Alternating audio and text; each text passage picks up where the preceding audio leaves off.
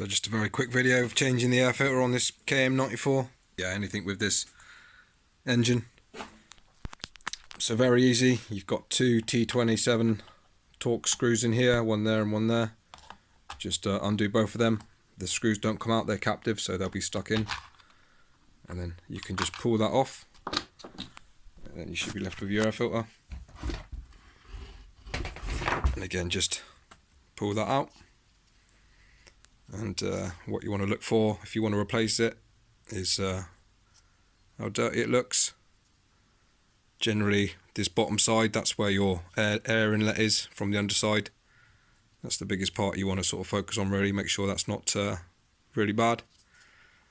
This one's marginal, really. You could probably get away with using it a bit longer.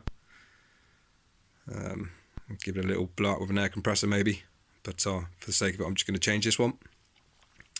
So that's the part number there you need.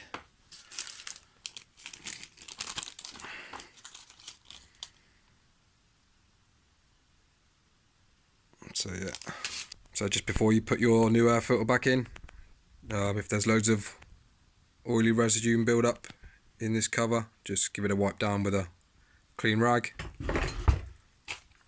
Likewise on this cover, give it a bit of a clean out, get any debris off it, and that's your bottom inlet for the air, so make sure that's fairly clean.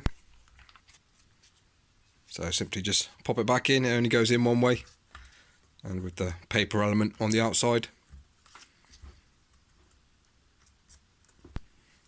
and just put your cover back on, tighten your screws up, job done.